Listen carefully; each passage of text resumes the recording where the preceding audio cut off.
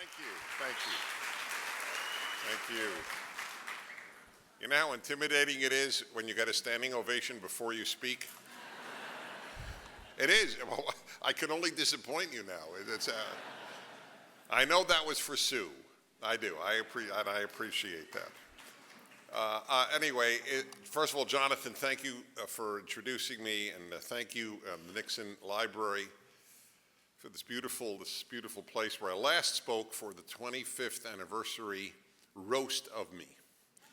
Were any of you there, perchance? It was if you were, you laughed yourselves silly, at my expense, I might add. Tonight will be a little more serious, but it was a great night, and I love coming back here. Thank you for having me. So let me get right down to the subject.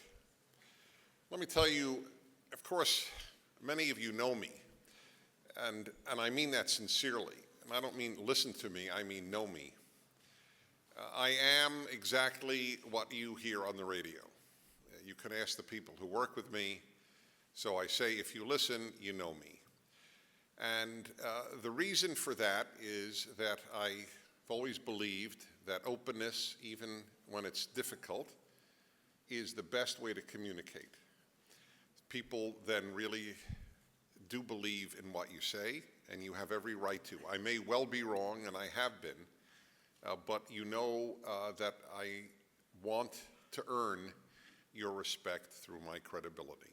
So that's a little summation of what I try to be on the air, and for that matter, off the air. So let me tell you something about me that really animated the writing of this book, which was the most difficult intellectual task I ever engaged in.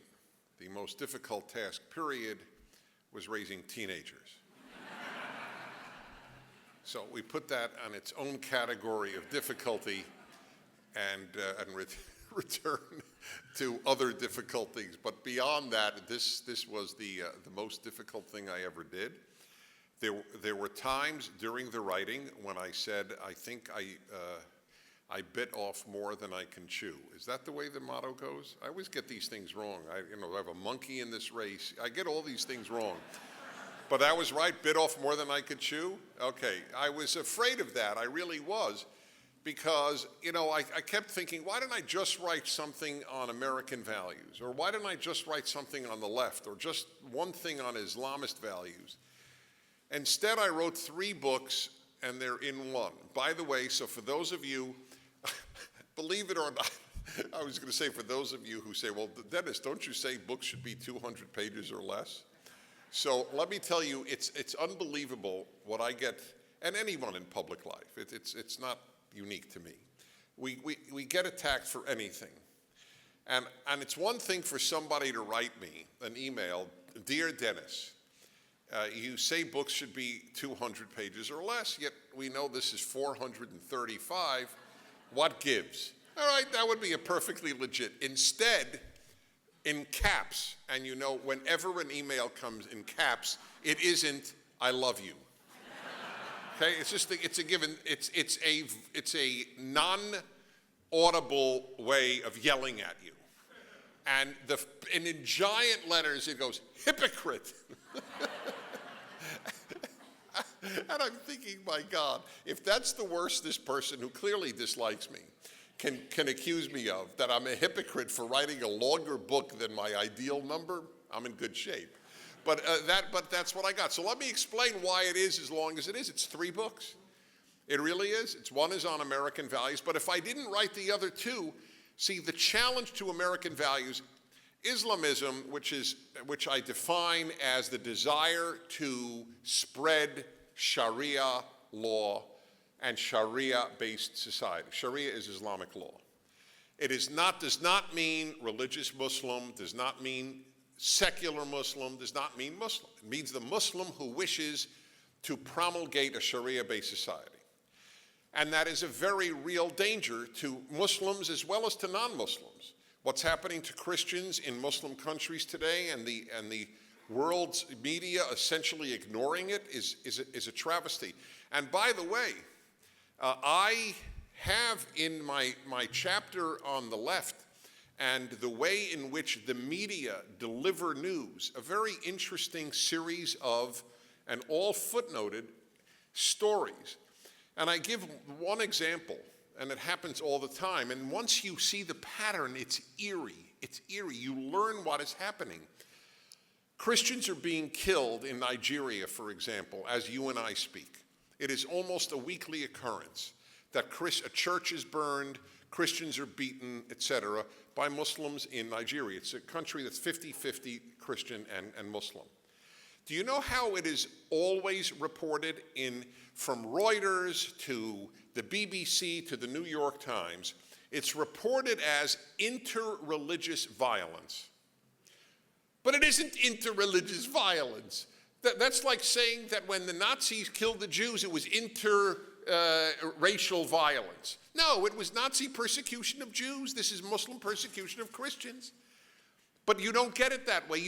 That's not the headline. And I show you the headlines in the book.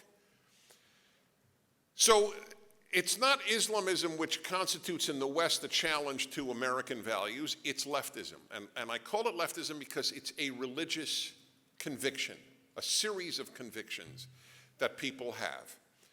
And when you understand it, and it's hard to unravel it, it's very easy to explain where Islam stands on this, where Christianity stands, Judaism stands, where American values are. It's very hard because there's no book. If you look for a book on Christianity, you can find one. This is what Christians stand for, right? This is what Christianity believes, what Judaism believes, this is what Islam believes.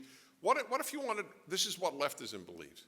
What would you do? You wouldn't get Karl Marx's Das Kapital. First of all, you'd fall asleep, and you would never know by the end what happened because it's unreadable. And so what would you read? And I realized there really was no statement of this is what it believes. I think my book presents in that sense. There are great books on the left, don't get me wrong.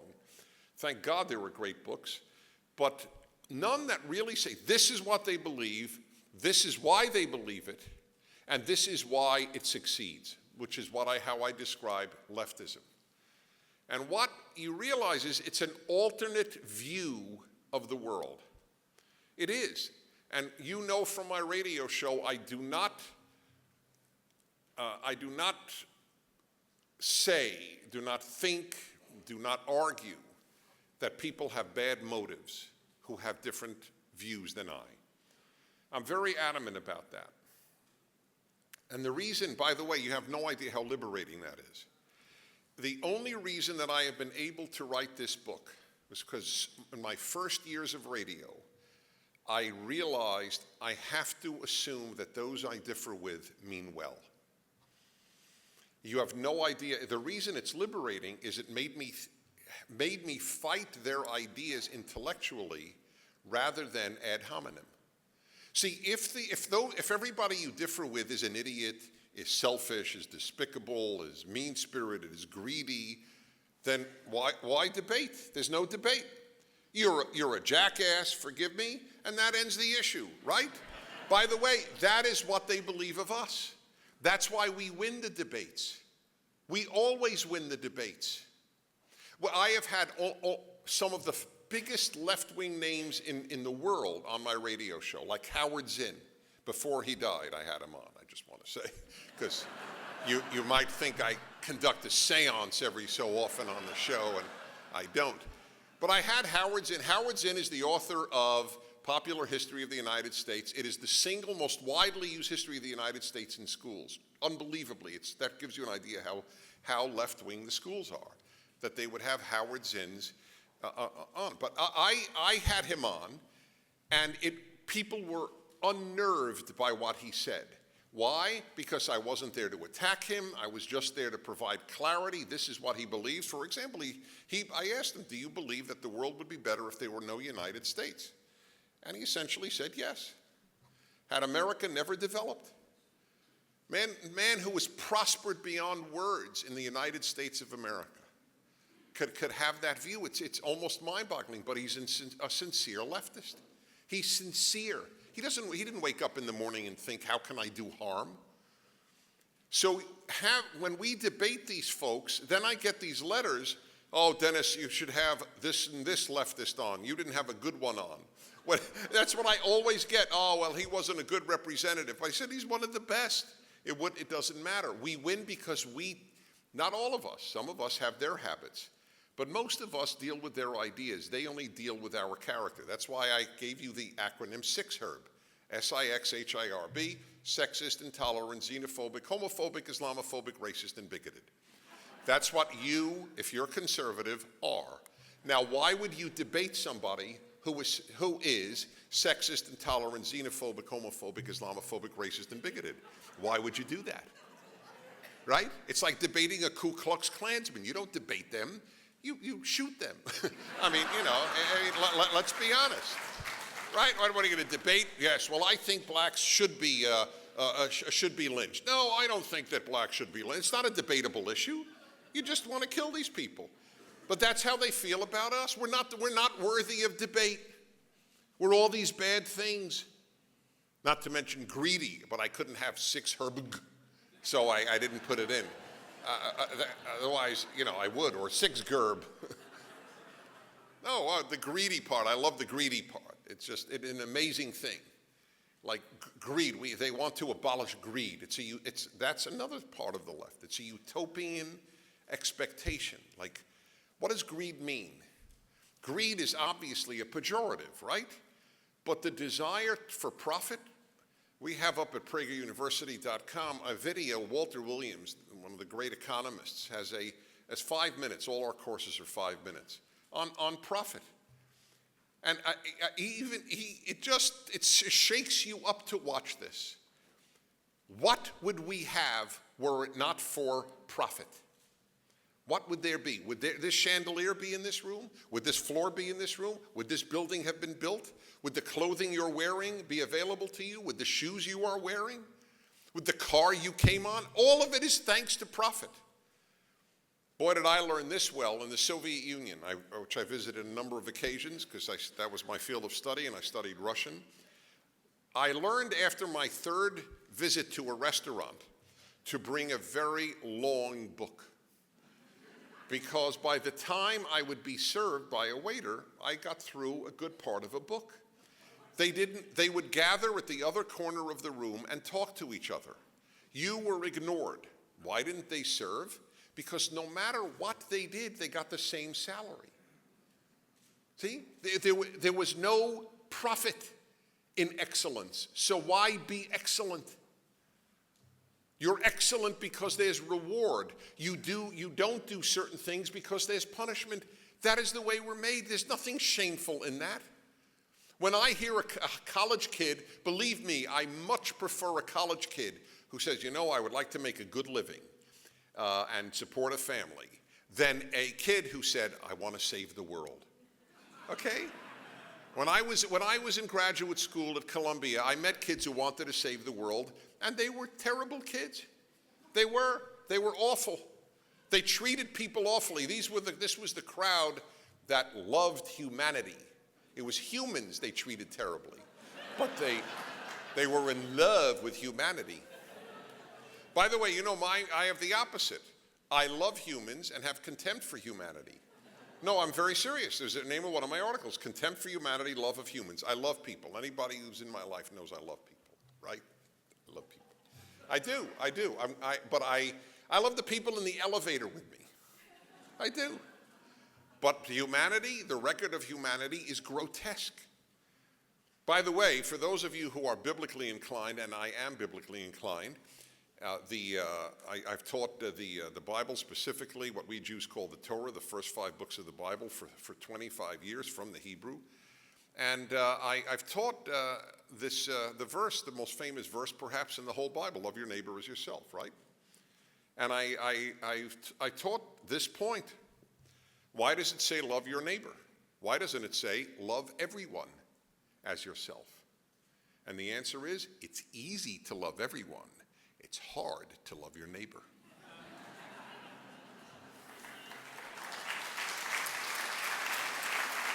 That's a big deal. That's why, by the way, one of my next books, if not my next book, will be my commentary on those first 5 books of the Bible, because those are the insights that can change a life. That very, very notion. By the way, just for your edification, because I know many of you are religiously inclined and you're fascinated by co-Bible-oriented people. I was taught it was a great way to learn. It was great, and it has stood me well in reading newspapers. It's part of the reason I read slowly, but it also is the reason that I read very effectively. We were taught in the Jewish schooling that I went to till the age of 18, we were taught that whenever you come across a verse in the Bible, you ask, why does it say this and not this? And it has been fascinating. I think I was the first one to catch the New York Times when it identified George Zimmerman as a white Hispanic. The first day, that's how they identified him. And I heard nobody comment on this, but Mom trained to say, white Hispanic?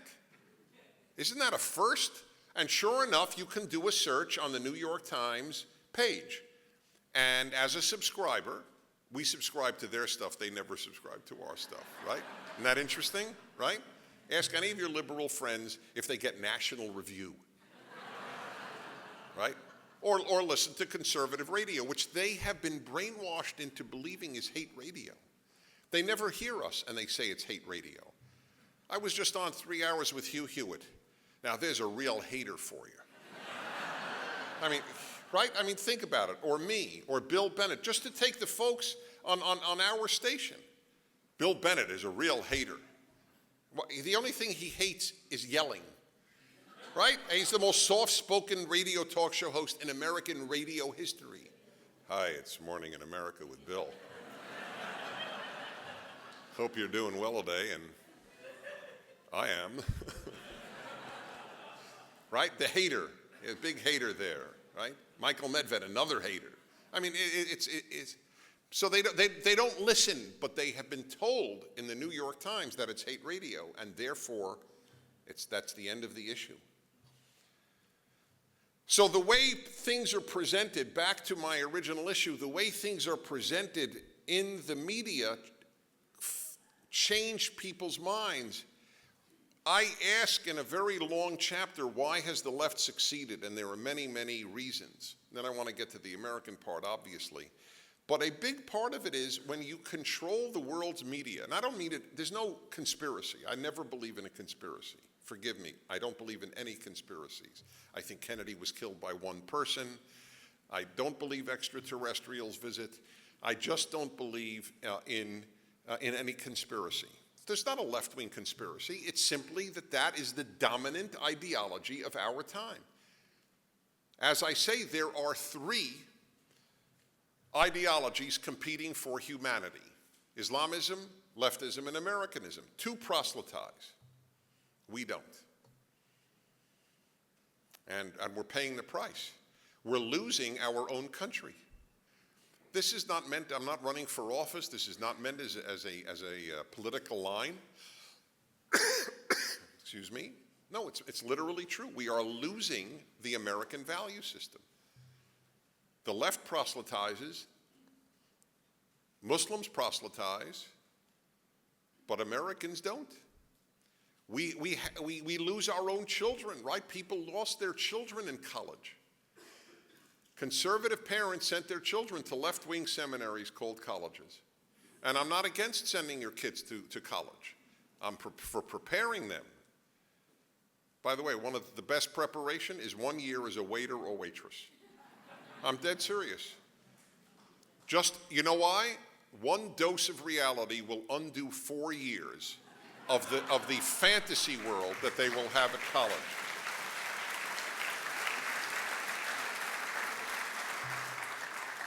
On the other hand, if they go straight from high school to college, there is a silver lining if they spend 4 years inebriated.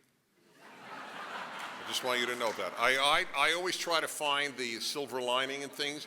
If your kid drinks for 4 years at college, they may not hear what they're being spoken to. And so there's something to be said about that.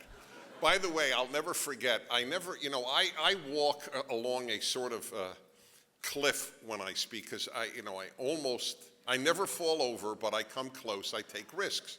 And here I was at one of the preeminent pastors of the country, preeminent churches in America. In San Antonio, Texas, I was the honor to speak to Pastor John Hagee's congregation. And I said this in the middle of my speech. I said, maybe it's good if your kid is drunk for 4 years at college. And I remember this voice in me thinking, will they yank me off this platform? I later learned, and I think I realized then, John Hagee laughed so hard, I thought I might kill him. That was, first I was worried about me, then I was worried about him. But it's everybody realizes the truth that there might be to that, about the left-wing seminary. I mentioned on Hugh's show, do you know that Woodrow Wilson and college heads have said that the purpose of a college education is to have you challenge, either challenge or reject, I don't remember, I think challenge, your father's values. In other words, it's no longer to teach truth. It's no longer to teach what is beautiful, what is true, what is right, but to reject your parents' values. That's what is taught. Do you think that there is a single college, mainstream college in America, talk about the latest issue of today? You think there is a single college that has had a spokesman come in to speak for retaining the male-female definition of marriage? I doubt it. And yet they are bombarded with the only right thing. Just as it was wrong to ban interracial marriage, it is wrong to ban same-sex marriage. And nobody thinks, because no one is brought in to ask the simple question or give the simple rejoinder, there's no comparison between race and gender. None. There's no difference between a black human and a white human. But there are enormous differences between a female human and a male human. Okay? So the entire analogy is inappropriate, is invalid. There are men's rooms, there are women's rooms, there are men's stores, there are women's stores. That's perfectly fine. But it would not be perfectly fine to have black stores and white stores.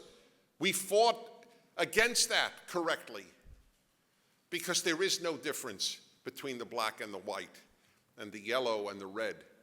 But there is between male and female, and the obliteration of that difference is a major factor in why I think it is a danger to society to redefine marriage. Not because I lack compassion for gays, which I have deeply, and love for some gays who happen to be in my own life. But that's very different from redefining marriage. The reason I put leftism in a book on Americanism is because it's the greatest challenge to Americanism. Very few Americans are going to become Islamist, but a lot of Americans become leftist. And while I never even hint at the thought that if you're on the left, you therefore by definition don't love America, it's not for me to judge who loves or doesn't love America. But it is for me to judge whether your values are American or not. You may love America and hold values that are in contradistinction to American values. That makes perfect sense. It's very possible to do that. It's done by a good portion of our fellow Americans. The American value system, the first thing you've got to do is you've got to explain it. And you probably know what I've coined the term American Trinity. American Trinity is located on all your coins. That's why a coin is on the cover of my book. It's located on every coin. Liberty, in God we trust, and e pluribus unum. There is no other society in the world. I checked the mottos of every society in the world. My eyes were glazing over. Well, let me check Chad for a moment. Maybe they do too, and then I'm really screwed. But anyway, it turns out it's unique to the United States. And it is an extraordinary statement. It is. That's what encapsulates American values. And the left does not have those three values. Versus liberty, they prefer equality. I mean, and they are at odds with one another. The more equality you push, the less liberty there will be. I mean, look, let's take the monetary issue. Let's say I want all Americans to earn the same amount of money. Let's just say that. That's pure equality, right? Well, then there's no liberty to earn more. Derek Jeter earns as much as I do. Well, that would be great. I mean, I'm starting to like that idea, but unfortunately what happens is it's not that my income gets elevated, it's that both our incomes go down. But it's obvious. When you tell every corporation, as they do in Norway, you must have a woman on your board. Not a woman, half the board must be women. Then the board, the company, doesn't have liberty. It doesn't have the freedom to choose who it wants. If there's a golf course that wants to be all male, that's liberty. Equality is we force it to have females as well. Now, by the way, there may be very good arguments for it to have females. It may be anachronistic to have an all-male golf club. That's a separate issue entirely. The question is, does it have the right to? Look, I'll be very honest with you. I've thought about this a lot, and I am very, very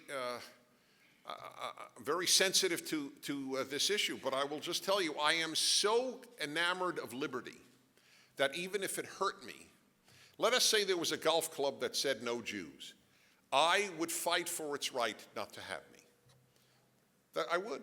By the way, you know what Jews did in LA? There were clubs that didn't allow Jews, country clubs. So Jews started their own country clubs, and then the non-Jews joined the Jewish country clubs. That's exactly what happened. You know, can't beat them, you can't join them, beat them. That was this.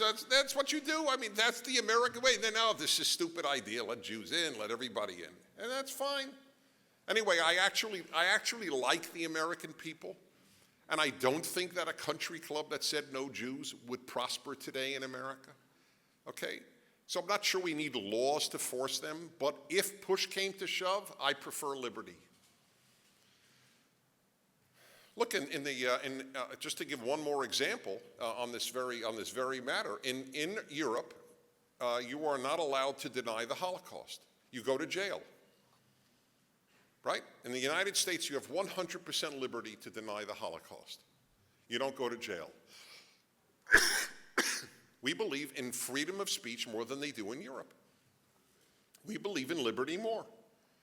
Now, the amazing thing is it hasn't gone anywhere. That's the irony. It's been out, and everybody who says it looks like a fool. I mean, very rarely, but I've had people like that who've called the show. I'll never forget the last time, must have been 15 years ago. Guy calls up and said, you know, we're not really sure. There were gas chambers, and you know that 6 million died, and you know 100,000 died, and it seems they did of typhus. So I remember I said, and you know, I think I remember you. Are you the guy who called in once to tell me that there was no slavery, that blacks came over on cruise ships? And I realized that is the best way to deal with people who deny history. You mock them, and you don't jail them.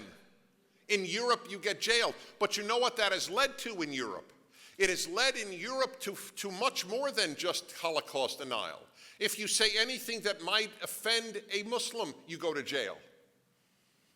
See, that's the point. It doesn't end with Holocaust denial. So we prefer liberty, they prefer equality. The left prefers equality. Okay, the proof is, why did so many people on the Democratic left, I'm not talking American communists, talking regular leftists.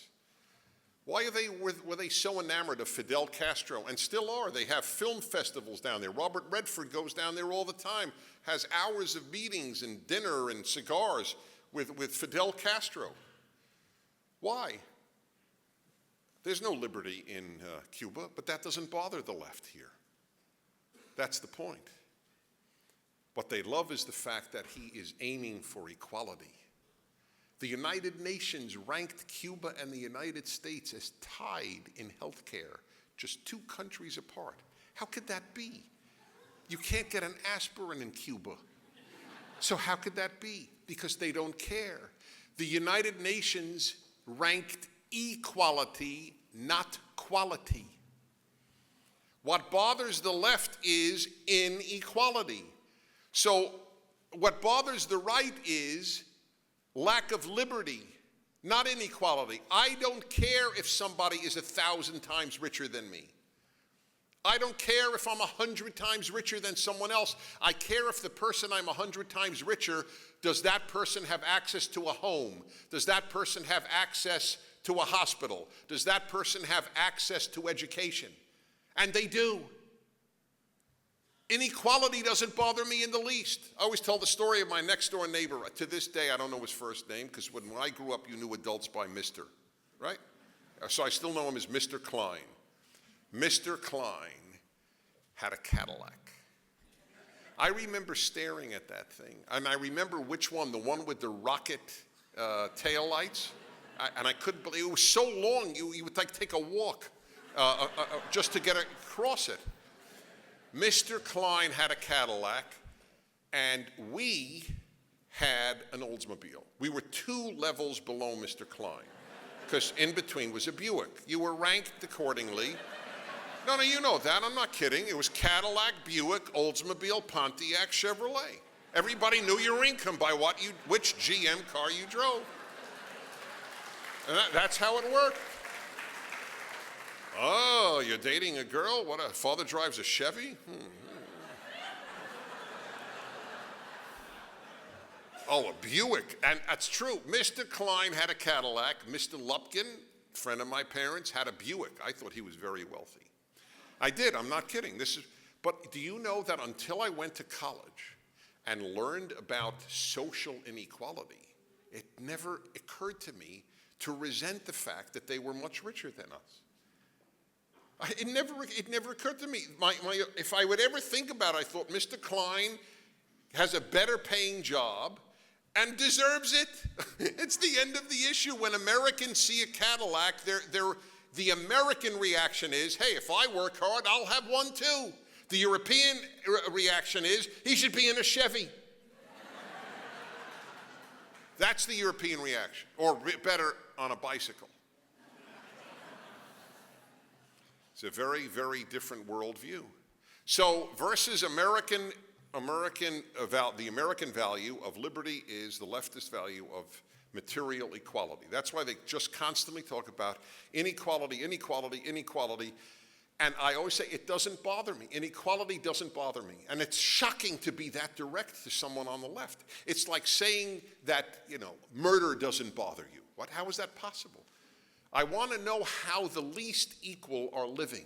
That's what matters to me. Not whether there is a giant gulf. I don't care if there is a giant gulf.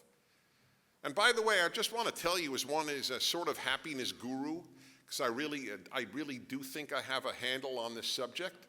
Written a book, the show every week for 12 years, lectured on it all over.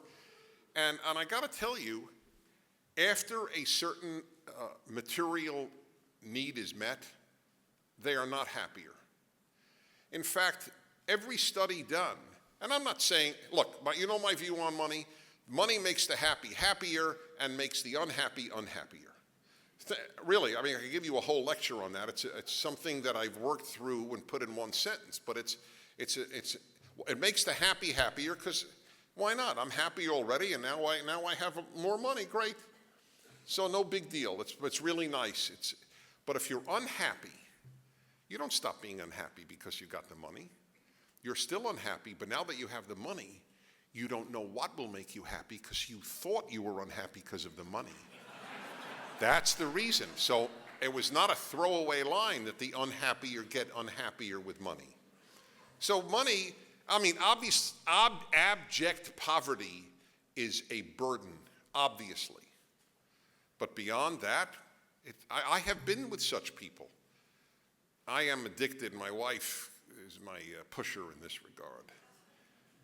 I don't know how many of you go to bed and there's murder and mayhem on the television set when your spouse has gone to bed earlier than you. Either it's Nazi channel.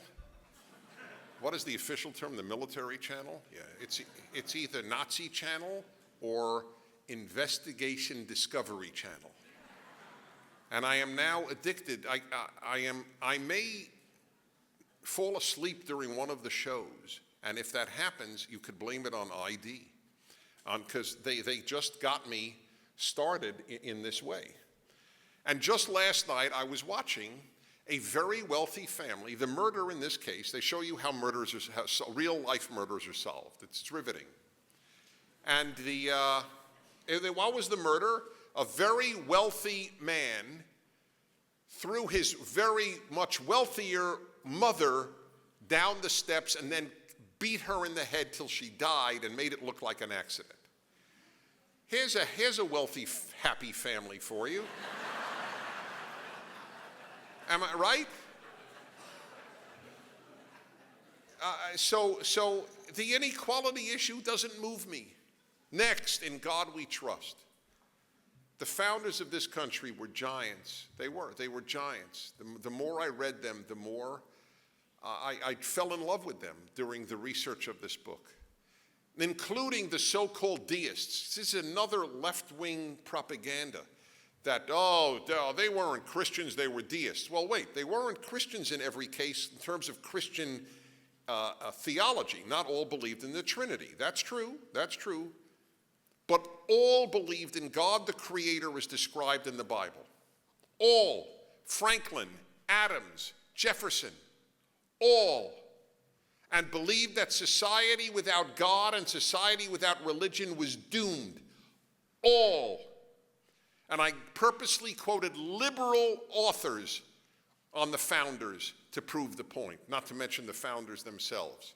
Washington as well. Without religion, we are doomed. Franklin,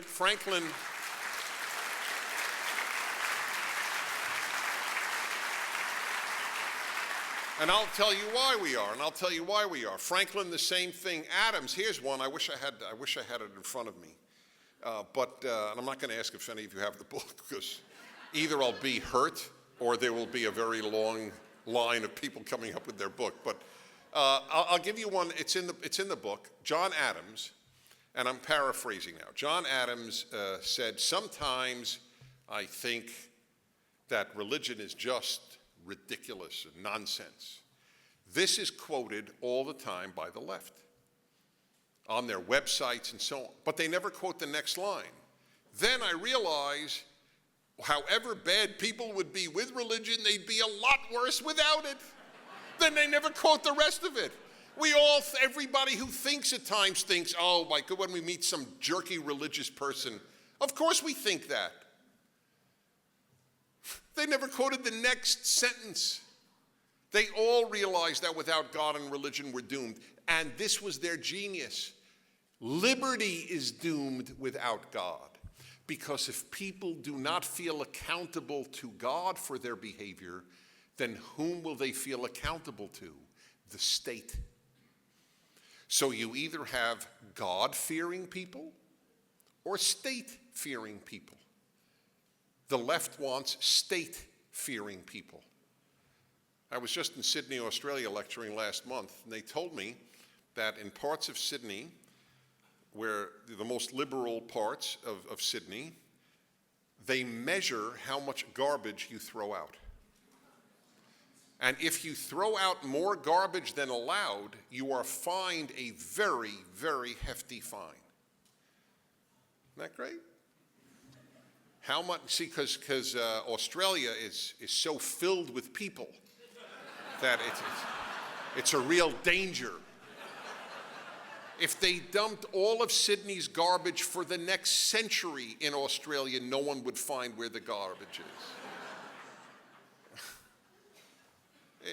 But the desire to control our lives, and again, fear the state. They're banning bake sales in Massachusetts because kids are too fat. I mean, the quality of life that is so attacked in something like that. It's such a beautiful communal thing to have a bake sale and to end that. And of course, all the other things that have been ended. Dodgeball, because a kid's feelings could be hurt. Kids' feelings. It's good to have, kids should have their feelings hurt. I'm sorry, I believe that. It's good because life isn't easy. So if your feeling is hurt because you got knocked out of the dodgeball game, big deal. I give you my word, I remember as a father, I wanted my kids' baseball teams to win. But also as a father, I thought the truth is, it's better for them if they lose. Because most of the time in life, you lose. It's no big deal winning. The big deal is to figure out how to live while losing. They're better prepared.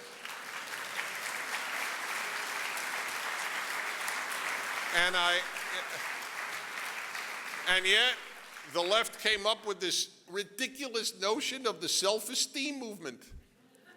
I feel like they're going to take me away in a moment. I do. I'll be done in a moment, guys. I will. No, it was a terrible idea, but I point out in the book, and it's really, I think, a terrific analysis of the left. It's feelings-based. So how you feel about anything, how you feel about right and wrong, how you feel about a baby's worth, right? What determines the worth, on the left, what determines the worth of a human fetus? The mother's feelings. It's all everything is feelings, everything. So of course, how you feel about yourself is unbelievably important to the left. But it's all backwards. I have a great simple experiment for you. I want you to think of the 2-3 people you most admire, and I want you to ask them if they had high self-esteem as a kid. And I will bet you that they didn't. You know who has high self-esteem? New study just came out, like I needed this study, but all right, I'm glad it came out. You know who do? Bullies. Bullies have very high self-esteem. Violent criminals have the highest self-esteem of all. Very good people don't have high self-esteem. They may have self-confidence, but they don't have high self-esteem. And finally, e pluribus unum, from many one, we are the least xenophobic, least racist society in the world. And the left can't tolerate that. First of all, they would like us to be race conscious, ethnicity conscious, nationality conscious. We just say you're an American. Hello, I'm an American. We don't care if you have an accent. We don't care what your color is. We don't care what your former nationality is. You're an American, great. By the way, Latin America didn't do that. It's one of the biggest single reasons that the United States prospered and Latin America didn't.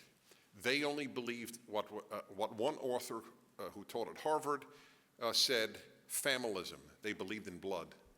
Americans didn't believe in blood. They only trusted in Latin America relatives. Americans don't trust relatives. Right? I mean, let's be honest. You kidding? I'll take a good stranger any day. Oh, really? I mean, that's the joke, right? I mean, when you think about it, I'm kidding about well, I'm semi-kidding. If I were fully kidding, you wouldn't have laughed so hard. So I obviously hit a chord there. But I mean, let's be honest, we don't give a hoot, right? My wife is El Salvadoran Cambodian. Oh, very nice. Who cares? Right? Right? Does anybody care? In Europe, they care unbelievably, unbelievably. Third-generation Turks in Germany are still called Turks. First-generation Turkish American is an American. Just has a funny name, but everybody now has a funny name, right? Who's Sue? Dennis is number 486 in most popular names. So no, everybody has, it doesn't matter now. People make up names, right? Doesn't matter. Can you do the job? Who is this new Laker, World Peace? How do you like that for a name? World Peace. World Peace has some great foul shot. It's just... We laugh, but nobody cares. You want to call yourself World Peace? You're World Peace. Is that right? That's how we don't care. The guy could call him anything he wants. It's an amazing, you don't realize how amazing this country is. And it's because of e pluribus unum, from many one. Yes, we believe in a melting pot. That's true, Jesse Jackson. Not a quilt. We do believe in a melting pot.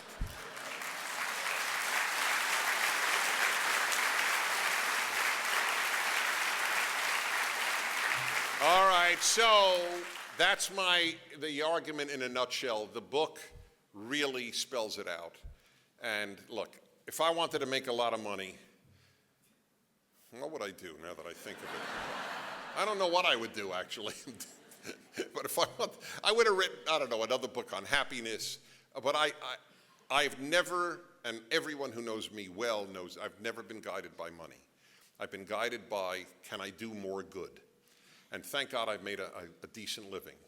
I wrote this book to do more good, and I'll end this way. In my 20s, I wrote my first book. It's called The 9 Questions People Ask About Judaism. And it was an amazing amount of chutzpah for a 25-year-old to think he can write a new introduction to Judaism, the oldest religion in the world, and people will read it. All right? And I admit I have chutzpah. Not much self-esteem, but a lot of chutzpah. And so I remember I approached my friend who became ultimately a rabbi at the time. I don't remember if, he may have just been ordained. My good friend from high school, Joseph Telushkin. I said, Joseph, we're going to write an introduction to Judaism. So he thought, you got to be kidding.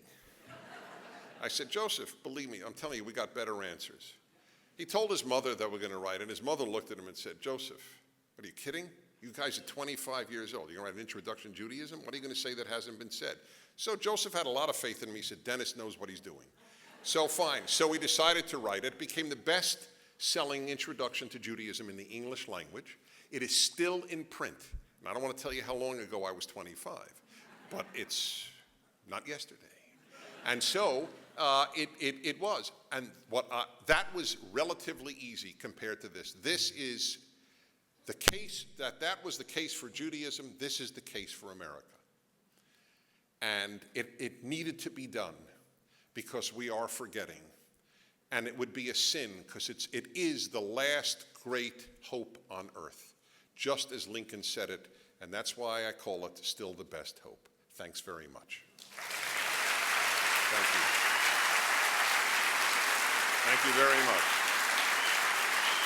Thank you. Thank you. Thank you again. Thank you. Thank you. Thank you. Thank you, Dennis. Thank you. Thank you very much. Thank you. Okay. Thanks, Yvette. Thanks again. Thank you. Thank you, Dennis. Ladies and gentlemen, we have time for a few questions. So if you have a question, please go ahead and raise your hand. And by the way, where are the books? Do people already have them? Where am I going to be signing books? I just want to know. We'll be signing books out out there. Lobby. Okay, fine. Yep. Okay. Okay, if you have a question, go ahead and raise your hand, and we will come to you. There's some in the back, too, in case there's another mic. Yes? Dennis, as of today, or it was yesterday, when Obama made the decision with respect to the homosexual community, what is your take on that, and is that not a further step down the ladder of devaluing American society? Well, it's not a matter of devaluing American society, but it is the most radical redefinition of marriage ever undertaken in any society in history. And all I ask is that those who are for it acknowledge how radical it is. It is far more radical than the ban on polygamy. That was a change. People say, oh, it's Dennis, you're wrong. It's not the first redefinition of marriage. We redefine it to monogamy from polygamy. I said, that's fine, but there's no comparison. Number doesn't have anything analogous in significance to gender. It has never been done, and it has never been anticipated. There is no beautiful moral idea that was not anticipated in great religions prior to this. Right? The idea that all men are created equal and you can't be a racist is totally adumbrated in the Old Testament, the New Testament, in Enlightenment thinking. You name the moral idea, it was already stated, if not lived, for the last thousands of years. No one, no moral thinker, no one ever came up with the idea of marriage being between two members of the same sex. That is not an argument in and of itself against it. It is just something to be aware of. There's a certain audacity in saying that you're an extremist, which is what is said. If you believe marriage should be between a man and a woman, you're the extremist. No, you're the extremist if you want to redefine it. You may be right. I'll argue that separately. But that's the extreme position. And by the way, if it is what Joe Biden said it should be, it's someone you love, then why shouldn't it be more than one person? What if I love two people? Who is the state to tell me that should not be a marriage, or if I love my sibling? What has happened here is, and I will be on, I just found out I'll be on CBS News tomorrow morning discuss this and probably debate it, I'm sure. They never put a conservative on alone. They're afraid he may convince somebody. Look, no, I'm serious. It's fascinating. They'll have liberals on alone all the time on the mainstream media, but never a conservative alone. But that's all right. I'm very happy to have. I debated this on Larry King with a gay gentleman and the current Attorney General of California while she was running. And I asked her one question. I just said, if you think it doesn't matter, that's what you're saying. Remember, if you are for same-sex marriage, you are saying sex doesn't matter, just love. Okay, so in light of that, if you have a child for adoption, a newborn, you have two couples, both wonderful people, four wonderful people, a married man and woman, and two committed gay men or two committed gay women. You have a child for adoption, and I asked the future Attorney General, who would you give the child to? And she hemmed and hawed, and it was a clear moment. I mean, give me a break. Everybody I know, including my gay friends, would say, give it to the married man and woman first. You don't have to be heterosexual to believe that it's better for a child, all things being equal, to have a mother and father. I mean, any more than it would be dishonest to say that every child raised by two gays is going to be gay or going to be bad. I would never say that. But all things being equal, it's good to have both sexes in the life of a child. But the moment you say that, you are acknowledging. That's why they can't admit it, but that's why that's the question I will pose to whomever I'm on with if they allow me more than 12 seconds to speak. And they don't always. After all, it's television. And so, but if they do, I will ask that question. It's not the same thing. Love is love. I never denigrate the love of gay people for one another. That would be utterly wrong to do. That is true love, and I believe that. But I'm not measuring their love. I'm measuring the institution of marriage, not the love that people have for one another. It is going to be a changed America if this becomes what marriage is in the United States. Children will be asked, do you want to marry a man or a woman when you get older? You will not be allowed to put a child for adoption with an opposite-sex couple. You'll have to flip a coin, as it were. That's why Catholic Charities is out of the business of adoption in Massachusetts and Illinois, and probably will be throughout the country. It's a very big deal. Yes? Recently, I heard the simplest way to describe the difference between Democrat and Republic is this is Democrat control from the top down. This is Republic from the grassroots up. I'm a Midwesterner, and I was trying to convince someone recently here in California how to get involved with our government. You know, I said, do you want to be taxed more? And he said, yeah, I don't care. I want to surf until I die. Let them do the work and tax me. My question is, what is one poignant question that we can ask leftists that is so powerful they're left speechless and they start listening to you? And what is the winning lottery number?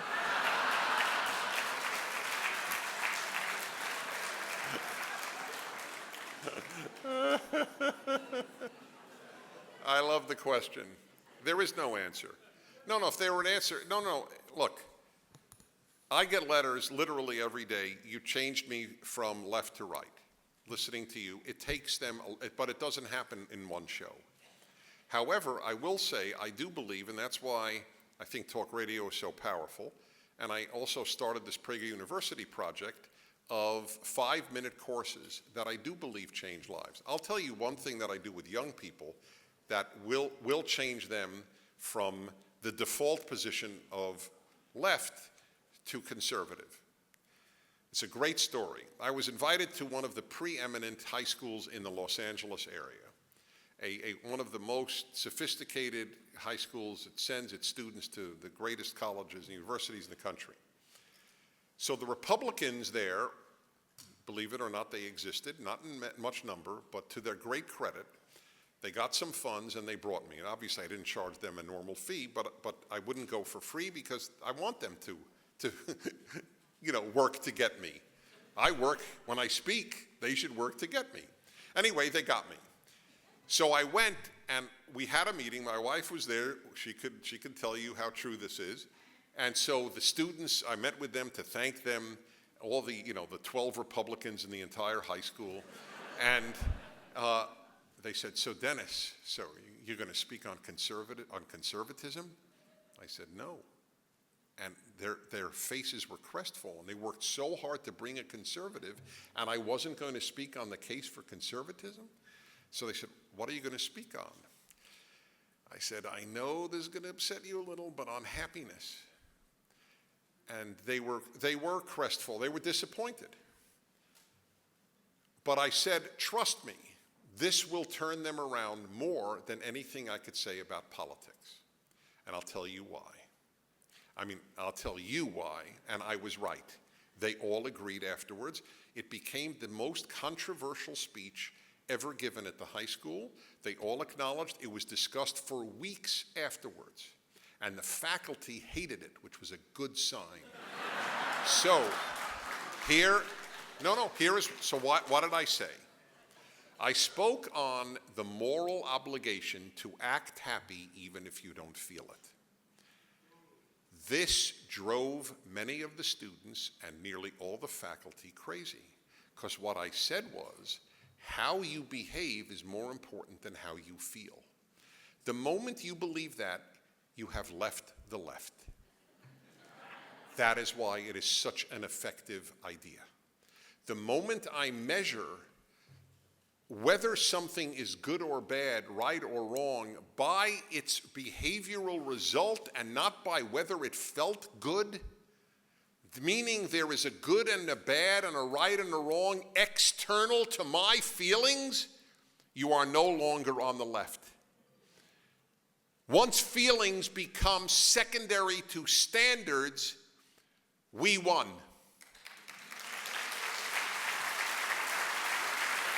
Okay.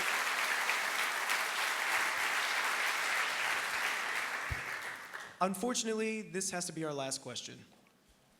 Better be good. I just want to point out the hypocrisy with the gay lobby. Why aren't they championing bisexual marriage? I'd never heard that. But my real question is, what about the idea of us, a few of us, making contact with the Democratic Party and trying to present our conservative principles and ideas and goals? Wait, you can contact the Democratic Party? I'm talking about the local chapters in the all right, a local chapter, in the fine. community. So what does that mean, contact them and present? You Well, mean just ask them if we could speak before their... at a public forum? Yeah, well, I'm sure they have... No, why don't you have, I'll tell you what you should have, is you have a good spokesman for the Republican or conservative principles, and they have a good spokesman on their side, and have a debate. I think that would be great. I wish they had these debates at colleges, for example. They only hear one side. I spoke at Stanford about, I guess 9 years ago. Is that about right? Yeah, about 9 years ago. And I spoke to an open session to the student body. And to the credit of the Stanford Daily, they put a picture of me speaking and an article on my speech on the front page of the Stanford Daily. My subject was anti-Americanism and anti-Zionism, explaining both of these. And to read the article was eye-opening. Student after student said to the reporter, and I'll never forget one, "I'm here 4 years at Stanford, I'm a political science major, how come I never heard a single one of these ideas in 4 years?" That's why we started Prager University, by the way, to give them ideas that they would not have heard at $50,000 a year Stanford in 4 years. And they didn't. They never did. You think any of them, I taught college kids. You think any of them ever heard, for example, the argument that if God doesn't say murder is wrong, maybe it isn't wrong? Never. Never. And by the way, you ask them, is murder wrong? They have a very hard time saying anything other than, "I think so," or in my opinion, it is. Everything is reduced to opinion. So this is a real battle, and this book is my contribution. Thanks very much. Thank you again.